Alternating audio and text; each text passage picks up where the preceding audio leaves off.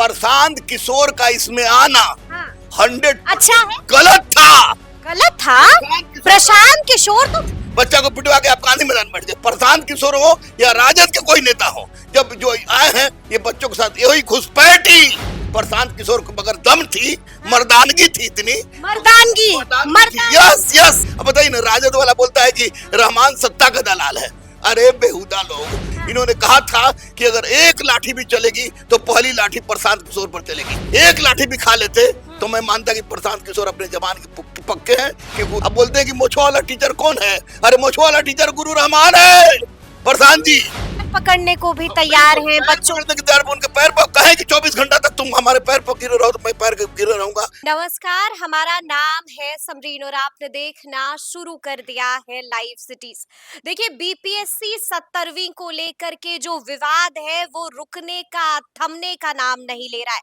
Live cities भी इसको लेकर के आपको लगातार अपडेट कर रहा है। हम आपको लगातार बता रहे हैं कि आखिर इस मामले में नया क्या कुछ हो रहा है। और देखिए, इस वक्त हमसे बातचीत करने के लिए गुरु रहमान है। आपको बता दें कि गुरुजी भयंकर गुस्से में है। गुरुजी गुस्से से लाल हो रहे हैं। और देखिए, आपको मालूम है कि गुरुजी ने बॉन्ड भी साइन किया हुआ है, लेकिन इसके बावजूद पीड़ा ऐसी है, दर्द ऐसा है कि गुरुजी खुद को रोक नहीं पा रहे हैं। तो आइए फिर इन्हीं से सीधी बातचीत करते हैं। सबसे पहले बहुत शुक्रिया बातचीत। बहुत बहुत धन्यवाद, बहुत बहुत धन्यवाद जी गुरुजी, सबसे पहले तो हम आपसे जानना चाहेंगे कि बीपीएससी 70वीं को लेकर के जो हंगामा बरपा है वो रुकने का, थमने का नाम नहीं ले रहा है।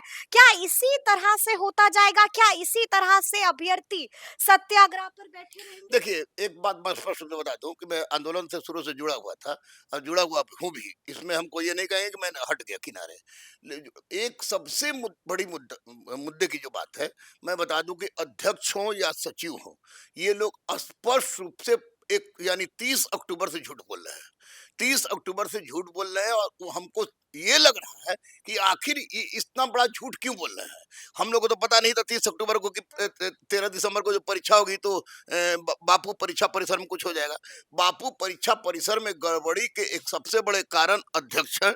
उसके बाद आपको मैं बता दूं कि जब आपने स्पष्ट रूप से कह दिया है कि किसी भी तरह का नॉर्मलाइजेशन नहीं होगा, किसी भी तरह का परसेंटाइल नहीं होगा, परीक्षा एक सिटी में होगी। चलिए, ये आपने कहा, सब लोग मान लिए, हम लोग आंदोलन पर गए थे 6 तारीख को, उसके बाद आपने क्लियर कर दिया था। उसके बाद बापू परीक्षा परिसर में इस तरह की अव्यवस्था हुई। अव्यवस्था का फुटेज कहाँ है प्रभु? अव्यवस्था का फुटेज कहाँ है वो दिखाइए। चलिए, आप पटना डीएम ने निकाला था गुरुजी। पटना डीएम के ही, मैं पटना डीएम को सैल्यूट करता हूं कि पटना डीएम के सही रिपोर्ट के आधार पर इसने कैंसिल किया। नहीं तो 4 दिन लग गया था इस अध्यक्ष को उस परीक्षा को कैंसिल करने में। आज जब परीक्षा कैंसिल हुआ तो चलिए, उसके बाद लड़के मांग कर रहे हैं, लड़के लीकेज लीकेज लीकेज लीकेज और लीकेज की मांग रहे हैं लड़कों से ही। एक बात मैं स्पष्ट रूप से बता दूं कि इस सचिव के द्वारा जो बोला गया, सचिव के द्वारा बोला गया, कहा कि हम नॉर्मलाइजेशन लागू नहीं कर रहे हैं, हम परसेंटाइल लागू नहीं कर रहे हैं, हम स्केलिंग लागू कर रहे हैं। What is this? आप उल्लू बना रहे हैं बच्चों को। स्केलिंग क्या है? स्केलिंग ऑप्शनल पेपर में लागू होता है मैडम।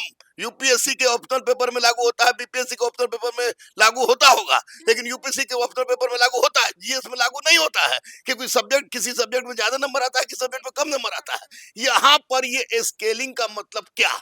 व्हाट इज स्केलिंग का मतलब? ये सचिव बोल रहे हैं, हंसते हंसते बोल रहे हैं, कभी कभी बोल देते हैं कि मैं ही नॉर्मलाइजेशन पक्षधर था। ये सचिव का स्पष्ट रूप से सचिव और अध्यक्ष की जीत है कि जो आज बच्चों पर इतना बड़ा पहाड़ बनकर टूटा है। ये नॉर्मलाइजेशन चाहते थे, नॉर्मलाइजेशन को इन्होंने थोप दिया है और दिखा दिया कि तुम लोग डाल चलोगे तो हम 5-5 चलेंगे। नहीं तो स्केलिंग क्या? What is scaling?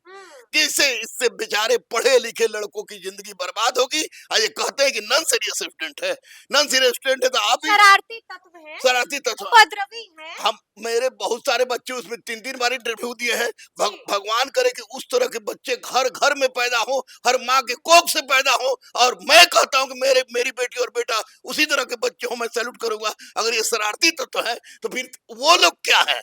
वो क्या है? आपने परसेंटाइल नहीं लागू करने की बात की, नॉर्मलाइजेशन लागू नहीं करने की बात की, अब आप कह रहे हैं स्केलिंग। किस आधार पर करेंगे परमार सर, किस आधार पर करेंगे सचिव सर? आप खुल के आगे सामने बोल दीजिए कि हम स्केलिंग ऐसे करेंगे।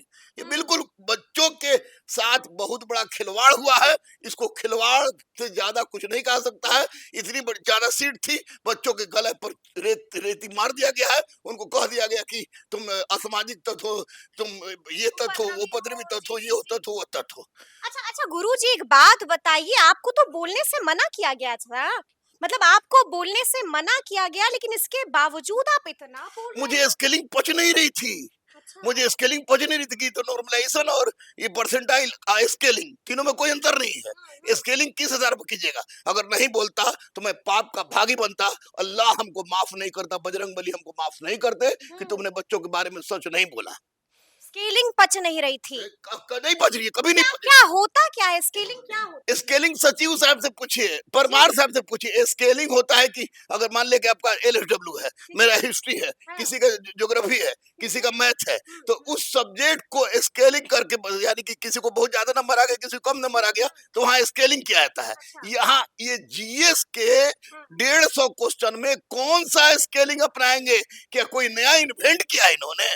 बिल्कुल नहीं। Scaling is just like the normalisation and percentile. मैं इसका विरोध कर रहा था, कर रहा हूं और करता रहूंगा। बड़ी बात आप कह रहे हैं। बिल्कुल। मैं आप कह रहे हैं कि normalisation equal to scaling Yes. And scaling equal to normalisation. 100%। कोई फर्क ही नहीं मैं है। पढ़ा लिखा आदमी हूँ मैडम, इतना सुन लीजिए कि स्केलिंग, परसेंटाइल और नॉर्मलाइजेशन ये जिद है अध्यक्ष और सचिव की, और जिद के आगे बच्चों की बलि चढ़ा दिया इन्होंने। बलि चढ़ा दिया है बच्चों की। लेकिन एक बात बताइए गुरुजी, इतना गुस्से में है, बॉन्ड भी साइन किया हुआ था, लेकिन इसके बावजूद इतना बोल रहे हैं, साफ साफ कह रहे हैं कि बहुत दर्द हो रहा है, बहुत पीड़ा है अंदर में, लेकिन डर लगता है कि नहीं पुलिस उठा कर ले देखिए, जा सकती है आपको। डर हमको, बॉन्ड साइन किया है आपने। डर हम पहले ही आपको बोल चुके हैं कि बजरंग बली को छोड़ के मैं किसी के बाप से नहीं डरता। पुलिस उठा सकती है, उठा ले, जेल भेज सकती है, भेज दे, भेज दे, क्या फर्क पड़ता है? सोच के बोल रहे हैं ना। बिल्कुल। घर परिवार भी है, बच्चे भी हैं। मेरे इतने बच्चे हैं जी। कि मेरे 2 बच्चों को तकलीफ नहीं होने देगा। आप मेरे बच्चे, बेटी और बेटा को तकलीफ होने देंगे? और ये लोग तकलीफ होने देगा? आप ही बोलिए ना, होने देंगे? जब यहाँ पर बच्चों की जिंदगी की बात है, इतना बड़ा वैकेंसी माननीय मुख्यमंत्री ने निकाला, और उस वैकेंसी में परमार और सचिव के गलथेथरी के कारण, जीत के कारण बच्चों की जिंदगी खराब हो रही है, तो निश्चित रूप से इसमें अगर नहीं बोलते हैं तो समझिए कि 1947 के पहले का भारत है। आप बोल रहे हैं इसलिए कि डेमोक्रेटिक इंडिया है, आजाद भारत है, और आजाद भारत में आदमी को बोलने का अधिकार है, तो मैं सच बोलूंगा चाहे इसके लिए कुछ हो जाए। अधिकार है तो मैं बोलूंगा ही बोलूंगा। अच्छा एक बात बताइए, प्रशांत किशोर ने 48 घंटे का वक्त दिया था, 48 घंटे खत्म हो चुके हैं, क्या लगता है अब आगे क्या होगा? प्रशांत किशोर का इसमें आना हाँ। 100% अच्छा है? गलत था। गलत था? प्रशांत किशोर तो बच्चों की आवाज उठा रहे हैं। क्या आवाज उठा रहे हैं? बोल रहे हैं अब हम धरना पर बैठेंगे, इतना कुछ कर दिया, आप कह रहे हैं गलत है। कहाँ धरना पर कहाँ चले गए थे? गांधी मैदान में बैठ गए। गांधी, बच्चा को पिटवा दिए, बच्चा को पिटवा के आप गांधी मैदान में बैठ गए। प्रशांत किशोर हो या राजद के कोई नेता हो, जब जो आए हैं ये बच्चों के साथ, यही घुसपैठ ने बच्चों के साथ बहुत बड़ा अत्याचार किया है। प्रशांत किशोर को मगर दम थी, मर्दानगी थी, इतनी मर्दानगी। यस यस, मर्दानगी थी। तो उस दिन जब लड़कों पर लाठीचार्ज हो रहा था, तो उस समय वो सामने रहते, 10 लाठी खा लेते, तब मानते कि प्रशांत किशोर सही है। बोलते इलीगल काम हम नहीं करेंगे ना। इलीगल काम नहीं करेंगे तो छात्र कौन बड़ा इलीगल मांग रहा है? छात्र कह रहा है कि भैया हमको दीजिए, हम हमारा हक दे दीजिए। इलीगल काम हम सीएम घेराव या किसी की बात की घेराव के लड़के अपनी डिमांड मांग रहे थे। इन्होंने खुद कहा था मेरे सामने कहा था, मेरे सामने जब मैंने इनका विरोध किया था, इन्होंने कहा था कि अगर एक लाठी भी चलेगी तो पहली लाठी प्रशांत किशोर पर चलेगी। कहाँ चलेगी प्रशांत किशोर? अब बोलते हैं कि मोछवा वाला टीचर कौन है? अरे मोछवा वाला टीचर गुरु रहमान है। प्रशांत जी, मोछवा वाला टीचर कौन है? गुरु रहमान है। और बच्चों के साथ उन्होंने गलत किया है। एक लाठी भी खा लेते तो मैं मानता कि प्रशांत किशोर अपने जबान के पक्के हैं, क्योंकि उस दिन उन्होंने कहा था मेरे सामने, कोई सुनाया हमको नहीं, कि आप लोग को ले चलेंगे, अगर ये पहली लाठी पड़ी तो प्रशांत किशोर के कंधे पर पड़ेगी, तब किसी को पड़ेगा। उस वादे का क्या हुआ? तोड़ दिए, तेरे इरादे का क्या हुआ? खत्म कर दिए, भटका दिए बच्चों को। नहीं तो सरकार संवेदनशील है थी, सरकार से बच्चे का मांग पूरा हो जाता। निश्चित रूप से प्रशांत किशोर गलत किए। गलत किए हैं। गलत किए हैं। अच्छा, एक बात बताइए, 29 तारीख वाली तस्वीर देखी ना बिल्कुल, गुरुजी? बिल्कुल, ये देखिए, ये हमको लग रहा था कि कहीं मैं आजादी के पहले तो नहीं पहुंच गया। ऐसा दो लगा दो था। हाथ से पकड़ के बच्चों को उस तरह से मारना। अरे भेजिए इनको ये यहाँ जमुई, भेजिए हुँ, इनको नक्सल क्षेत्र में, रोहतास के पहाड़ी में भेजिए, तब पता चलेगा कि पुलिसगिरी क्या होती है। ये निहत्थे बेचारे कल के एसडीएम और हुँ, डीएसपी पर आप इतना मर्दानगी दिखा रहे हैं। ये पुलिस की कायरता है, हुँ, 100% कायरता है। इसको कायरता से अधिक कुछ आप खींच खींच के मार रहे हैं, भिंगा के मार रहे हैं। भिगा ये के तो मार हुआ कि रहे अंग्रेज वाला हाल कर दिए। हैं। बिल्कुल नहीं, इसका मैं कंडम करता हूँ, इसका विरोध करता हूँ, जो हुँ, गलत हुआ है बच्चों के साथ। रमांशु सर के साथ भी बुरा हुआ? देखिए, नेतृत्व जो करेगा उसका उसके साथ बुरा बुरा होगा, हो या अच्छा हो। हुँ, जो ओखली में सिर डालता है तो मुसल से डरना नहीं चाहिए, हुँ, क्योंकि मैं बैन हूँ, नहीं तो मैं उस दिन रहता निश्चित हुँ, रूप से, और मैं दिखा देता प्रशांत किशोर को कि हुँ। देखो प्रशांत किशोर, लाठी पहली चलती है तो कैसे रहमान अपने ऊपर लेता है। लेकिन वो दिखा देते आप प्रशांत दिखा किशोर को, देते, जी। दिखा देते, निश्चित रूप से दिखा हुँ, देते, हुँ, हुँ। अच्छा, निश्चित। एक बात बताइए गुरुजी, अब क्या होगा?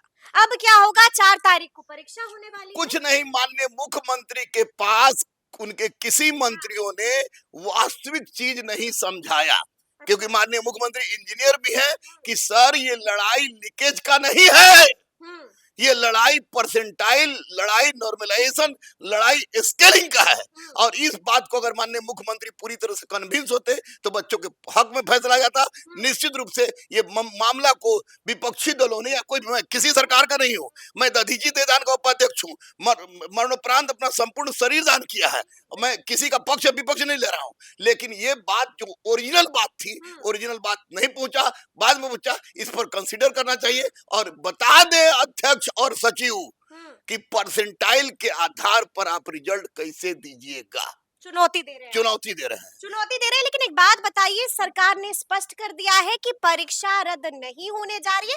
सचिव का भी बयान आया था कुछ दिनों पहले और उन्होंने भी साफ कह दिया कि परीक्षा रद्द तो छोड़िए, हम तो विचार ही नहीं कर रहे। अरे सचिव तो झूठा है यार, उसका बातें छोड़ दीजिए, वो तो एक दो दो मिनट में, झूठा है। हाँ, सचिव और अध्यक्ष दोनों झूठा है। अब हाँ, रही बात सरकार की, तो हुँ, सरकार इसमें घुस गया विपक्ष। हुँ, छात्रों की जब तक आंदोलन थी तब तक कोई हर लोग छात्रों की बात मानने के लिए तैयार था। इसमें विपक्ष घुस गया, हुँ।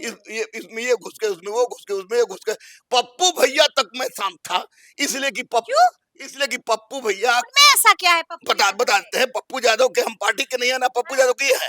पप्पू यादव को मैंने देखा है हाँ, बाढ़ के पानी में भी यहाँ तक घुस के मधुपुरा में, हुँ, मधुपुरा से चुनाव लड़ते हैं, बिल्कुल, पटना गली में देखा है मैंने। हुँ, कोरोना में अपने जिंदगी का मौत का परवाह किए बिना वो हुँ, आदमी करता है। वो आदमी कानून की परिधि में बात कर रहा था, हुँ, वो आदमी संविधान के ढांचे का उल्लंघन किए बिना बात कर रहा था। वो आदमी कह रहा था कि मैं चल के करा दूंगा, आपके सामने चल के करा दूंगा। तो हुँ, पप्पू यादव को मैं राजनीतिक व्यक्ति मानता ही नहीं हूँ। हुँ, उसे अगर मैं कहूं कि वह एक फिलोपेंथ्रिस्ट है तो हुँ, इसमें किसी भी तरह का कोई संदेह नहीं होना चाहिए। लेकिन ये लोग, बाकी लोग घुस के, अब बताइए ना, राजद वाला बोलता है कि हुँ, रहमान सत्ता का दलाल है।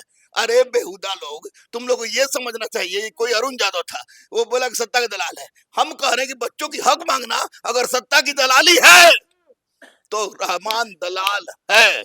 लेकिन रहमान दलाल है। हाँ, लेकिन बच्चों का हक पूरा कर दीजिए, हाँ, पूरा कर दिया। आज तक तो मैंने कभी नहीं कहा। हुँ, 67वीं में मैं रोड पर गया जब क्वेश्चन आउट हुआ था, तब हुँ। 68वीं में मैं रोड पर गया, 69वीं में रोड पर गया। रोड पर दौड़ते हुए आपकी तस्वीर हाँ, तो कौन भूल सकता है? 67वीं में, जी, 68वीं 69 में नहीं गया, नहीं नहीं गए। गया, क्योंकि कुछ नहीं हुआ था। हुँ, ये आते के साथ तबाड़ तोड़ कर दिए। अरे नॉर्मलाइजेशन लागू करना ही था हुजूर, तो इतना नखड़ा काहे का, हुँ, ठिठुरती ठंड में बच्चों को रोड पर काहे का।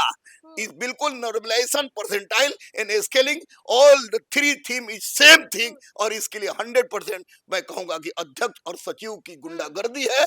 किसी भी परिस्थिति में इसको माननीय मुख्यमंत्री को दोषी नहीं ठहराएंगे, हुँ। क्योंकि माननीय मुख्यमंत्री के पास ये वास्तविक चीज पहुंचाया ही लोग नहीं। तो आप जाइएगा पहुँचाने के लिए, पैर पकड़िएगा मुख्यमंत्री अगर के ना बच्चों के लिए। निश्चित रूप जी, से माननीय मुख्यमंत्री का पैर पकड़ना, तो पैर पकड़ पैर लीजिएगा। पर उनके गिर जाएंगे, बोलेंगे हुजूर जब तक बच्चों का इंसाफ नहीं कर देते हैं तब हुँ, तक हम उनका पैर पड़ेंगे। पैर पकड़ने को भी हाँ, तैयार बिल्कुल, हैं पैर बच्चों पकड़ने के के तैयार पे उनके पैर लिए। पर कहे कि 24 घंटा तक तुम हमारे पैर पर गिरे रहो, तो मैं पैर के गिरे रहूंगा। लेकिन हुँ, ये परसेंटाइल स्केलिंग नॉर्मलाइजेशन हटा दें। चलिए एक आखिरी सवाल है, अगर री एग्जाम नहीं होता है गुरुजी, कठिन सवाल है मेरा आपसे, तो फिर आगे क्या? देखिए, लड़ाई खत्म, सत्याग्रह नहीं नहीं, खत्म, सत्या सब कुछ खत्म। सत्याग्रह खत्म, उसके बाद कोर्ट का दरवाजा है, हम्म, बच्चे कोर्ट में जाएंगे। और कोर्ट में चूंकि माननीय सुप्रीम कोर्ट के भी आदेश कई लोगों ने उल्लंघन किया है कि नोटिफिकेशन बीच में परिवर्तन किया है, तो बच्चे कोर्ट में जाएंगे और बच्चों के कोर्ट में जाने में मैं साथ था, साथ हूँ, साथ रहूंगा। चलिए देखिए, सुना आपने क्या कुछ कहा है। गुरु रहमान ने साफ साफ कह दिया है कि मैं बच्चों के साथ था, मैं बच्चों के साथ हूं और मैं सदैव बच्चों के साथ रहूंगा। तो अब देखना होगा कि आगे आगे होता क्या है। तो फिर ये पूरी बातचीत आपको कैसी लगी है, कमेंट करके हमें जरूर बताइएगा। तो ऐसे तमाम अपडेट्स के लिए बिल्कुल ऐसे ही हमारे साथ बने रहिएगा और देखते रहिएगा लाइव सिटीज। बहुत शुक्रिया।